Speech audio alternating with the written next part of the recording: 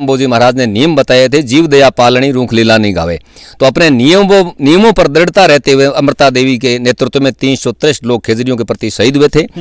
आज ये कलयुग के अंदर प्रत्यक्ष दर्शा रहा है कि ये सादत देने के लिए तैयार रहना पड़ेगा, सादत देनी पड़ेगी, तब ये वृक्षों का कटान बंद होगा। राज्य वृक्ष खेजड़ी हरी अंधाधुंध कटाई हो रही है। बीकानेर जिले में सौर ऊर्जा प्लांट द्वारा राज्य वृक्ष खेजड़ियां लाखों काटी गई और ये 750 आरडी पर राज्य वृक्ष हरी खेजड़ियों को चिन्हित करके नंबरिंग की गई है। उन खेजड़ियों को काटा जाएगा। यहाँ पर लाखों हरे वृक्ष काटे जाएंगे, जिसमें पशु पक्षी वन्य जीव प्रवासी पक्षी वहाँ आकर के और यहाँ ठहराव करते हैं और यहाँ प्रजनन होकर के वापिस लौटते हैं। ये उनका एक आश्रय स्थल है। उन आश्रय स्थल को नष्ट नहीं किया जाए।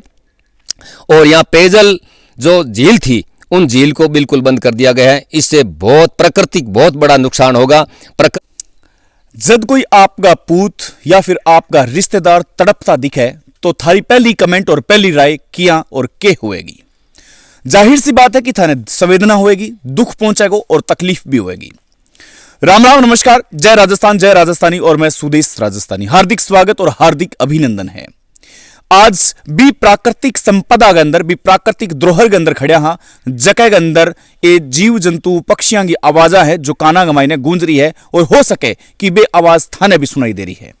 कोयल की आवाज सुबह सुबह सब सुनी है, लेकिन जब बा कोयल की आवाज आनी बंद हो गई, जब अपना बुजुर्ग कहता कि भाई अब कलयुग आ चुके हैं, धीरे धीरे मोरां की आवाज आनी बंद होगी। इया ही आपा ने एक दिन पेड़ पौधा की जकी छाया है वह छाया आपा ने दिखने कौन मिले।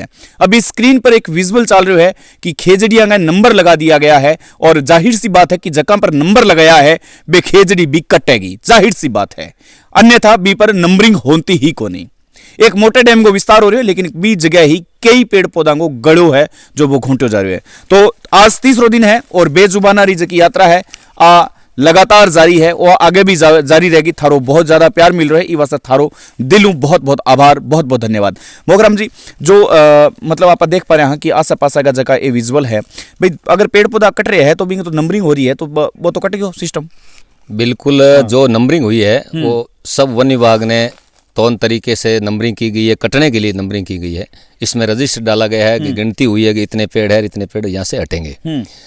तो लंबे समय से 750 आरडी इंदिरा गांधी नहर परियोजना बीकानेर में है।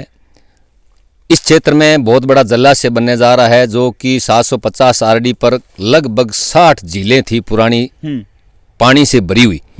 उन झीलों को राज्य सरकार द्वारा ये रिजर्वायर वाटर बनाने के लिए इन झीलों को बंद कर दिया गया।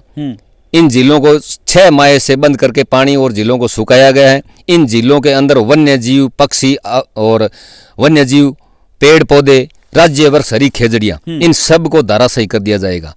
आज हमने आपके सहयोग से उन क्षेत्र का निरीक्षण किया, सभी झीलों को अंदर जाकर के देखा, तो वास्तविकता नजर आई है कि राज्य वृक्ष हरी खेजड़ियां भी लाखों की संख्या में वहां से काटी जाएगी। विश्नोई समाज 363 शहीदों की याददाश्त आज भी याद दिलाते हैं और उनकी रक्षा के लिए तत्पर रहते हैं। तो हमारा मोगराम जी, विश्नोई समाज की जब बात आवे, जब मैं मेरे हर वीडियो में जिक्र करूं कि मैं विश्नोई समाज की इस जगह दिलों रिस्पेक्ट करूं, क्योंकि विश्नोई समाज 363 बलिदान को वो अंश है जो को अंश अपन मां अमृता देवी मिले। और 2 जगह चौक बनाया गया है, मैं भी आज चौक भी जिक्र करना चाहूंगा, 931 आरडी और गोडू फांटा, इस जगह 2 चौक बनाया गया है मां अमृता देवी के सम्मान में। अब बहुत अच्छी पहल है, तो कंटिन्यू रखो, क्योंकि मां अमृता देवी है जो जाहिर करियो कि भी टाइम में 363 लोग कट गया, लेकिन आज के जमाने में लोग बाग बारी को निकले। बिल्कुल लगभग 300 वर्ष पहले की बात है। हाँ। लगभग 300 वर्ष पहले भी अमृता देवी ने इस कलयुग को देखते हुए गुरुजाम बोजी महाराज ने नियम बताए थे, जीव दया पालनी रूख लीला नहीं गावे। तो अपने नियमों पर दृढ़ता रहते हुए अमृता देवी के नेतृत्व में 363 लोग खेजड़ियों के प्रति शहीद हुए थे। आज ये कलयुग के अंदर प्रत्यक्ष दर्शा रहा है कि ये सादत देने के लिए तैयार रहना पड़ेगा, सादत देनी पड़ेगी, तब ये वृक्षों का कटान बंद होगा। राज्य वृक्ष खेजड़ी हरी अंधाधुंध कटाई हो रही है। बीकानेर जिले में सौर ऊर्जा प्लांट द्वारा राज्य वृक्ष खेजड़ियां लाखों काटी गई और ये 750 आरडी पर राज्य वृक्ष हरी खेजड़ियों को चिन्हित करके नंबरिंग की गई है। उन खेजड़ियों को काटा जाएगा। यहाँ पर लाखों हरे वृक्ष काटे जाएंगे, जिसमें पशु पक्षी वन्य जीव प्रवासी पक्षी वहाँ आकर के और यहाँ ठहराव करते हैं और यहाँ प्रजनन होकर के वापस लौटते हैं। ये उनका एक आश्रय स्थल है। उन आश्रय स्थल को नष्ट नहीं किया जाए। और यहाँ पेयजल जो झील थी, उन झील को बिल्कुल बंद कर दिया गया है। इससे प्राकृतिक बहुत बड़ा नुकसान होगा।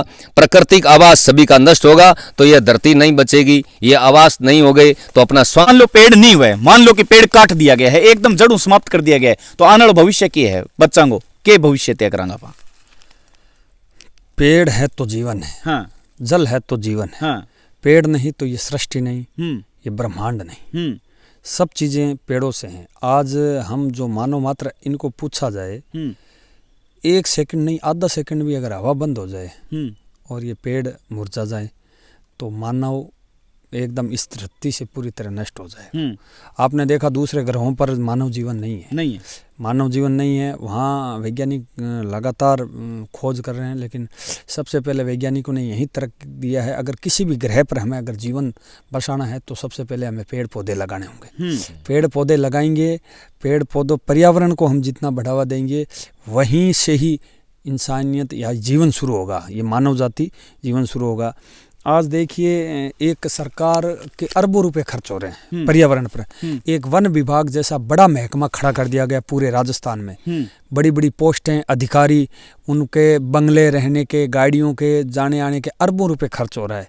लेकिन मैं सोचता हूं कि वो सरकार का पैसा फालतू जा रहा है, क्योंकि वन विभाग लापरवाह बन रहा है। हजारों लाखों पेड़ काटे जा रहे हैं। अब ये जो सोलर प्लांट लग रहे हैं, कह रहे हैं कि बिजली उत्पादन होगी। अगर मेरा ये सुझाव है, अगर पर्यावरण और हम पेड़ पौधे संरक्षित रहें तो हमें कोई बिजली की ज़्यादा आवश्यकता नहीं होती है। आप नुकसान प्रकृति अपना बदला जरूर लेती है। जैसा आपने देखा उत्तराखंड में जोशीमठ में क्या हालात हो रहे हैं, वहाँ मतलब लोगों को अपने घरों को छोड़ना दरारें आ गई। क्यों वहाँ पहले इनका अंधाधुंध दोहन हो चुका, पहाड़ों की कटाई हुई, पेड़ काटे गए। आज उसी का परिणाम वहाँ के लोगों को भुगतना पड़ रहा है। जोशीमठ में दरारें आ रही, घर धसक रहे हैं। मानव जाति, वहाँ के जो लोग हैं जोशीमठ जिले के, उनके आप हालात मीडिया बता ही रहा है कि क्या बुरी कंडीशन है, उनको छोड़ने पर वो मजबूर होना। तो अगर हम 5 या 10 साल के अंदर नहीं चेते तो जो हम ये सोलर प्लांट लगाने की बात कर रहे हैं ना, तो उसी सोलर प्लांट से हमें भारी नुकसान होगा। बिल्कुल सोलर प्लांट लगाना चाहिए, इससे हर चीज़ का उत्पादन होना, लेकिन इसका एक सीमित दायरा होना चाहिए। सरकार को इसको रिजर्व करना चाहिए कि हम 10% भूभाग या 15% भूभाग पर सोलर, इससे ज़्यादा हम लगा नहीं सकते। आपने तो ये तय कर दिया कि पूरे रेगिस्तानी एरिया में लगाओ। अब रेगिस्तानी एरिया में अगर सोलर प्लांट लगना शुरू हो गया तो वहाँ हजारों खेजड़ी के पेड़ हैं, जैसे ये आपने देखे, ये सफेदे के पेड़, ये लाखों पेड़ काटे जाएंगे। और कितने वन्य जीव जंतु वहाँ इन जंगलों में रहते हैं, रेतीले दौरों में, जैसे चिंगारा है, हिरण है, लोमड़ी है, शियार है। इनका मुख्य क्षेत्र ही रेगिस्तानी क्षेत्र और वन्य क्षेत्र होता है। आप इनको काटोगे तो ये जीव धीरे धीरे एक प्रकृति का अपना आप एक संतुलन होता है, जीव जंतुओं का, मानव जाति का, इनका आपस में एक संबंध होता है। धीरे धीरे हम इस संबंध को भूल रहे हैं। एक अगर वन्य जीव खत्म हो गए ना, तो मेरे को लगता है अगर वन्य प्रजाति विलुप्त हो गई ना, तो धीरे धीरे ये मानव जाति, ये समझ लो प्रलय का संकेत हो जाएगा कि धीरे धीरे वन्य के बाद मानव जाति का नंबर लग जाएगा और मानव जाति ही प्रलय हो ही रहा है। आप देख नहीं, आज कई देशों में भीषण बाढ़ आ रही है, लाखों लोगों का नुकसान हो रहा है। हमारा पड़ोसी देश पाकिस्तान, पिछली बार इतनी भयंकर बाढ़ आई थी कि उसकी आर्थिक स्थिति, आज उसके हालात क्या हो रहे हैं, क्या महंगाई की दर हो रही है। तो पर्यावरण संरक्षित रहेगा तभी मानव जीवन बचेगा। अगर पर्यावरण नहीं बचा तो मुझे नहीं लगता, आपने देखा नहीं पहले बरसात कितनी हुआ करती थी, लोगों के अन्न फसल कितनी हुआ करती थी, क्योंकि हर खेत में हर जगह पेड़ लगे होते हैं, कहीं खेजड़ी के, नीम के, बबूल के, हर तरह के पेड़ लगे होते थे। तो बरसात होती। आजकल आपने देखा नहीं बरसात कैसे हो रही है, कभी अकाल पड़ता है, साल में 3 साल होता है, 3 साल में 2 साल अकाल ही पड़ता है। इस सृष्टि की कल्पना कौन करी जा सके, लेकिन थारू कल्पना आ करी जा सके। हमारी कल्पना आ है कि थे भी ई मुहिम में सागे होगा। मैं डैम को विरोध कौन कर रहा, डैम बने, जल को स्रोत बने, जल को भांडो बने, कोई दिक्कत को नहीं, लेकिन बी जगह बने जकी जगह ई लोगा ने, ई प्राणिया ने नुकसान ना हुए, या फिर ई प्राणिया की अलग व्यवस्था करी जाए। पेड़ पौधा है, जो पेड़ पौधा कट रहा है तो एक की जगह 10 चिन्हित करके 10 लगाया जाए और जनता ने बताया जाए कि ये 10 पौधा थारे आने वाली पीढ़ी वास्ते लगा दिया गया है। बहुत बहुत धन्यवाद, बहुत बहुत आभार, नमस्कार।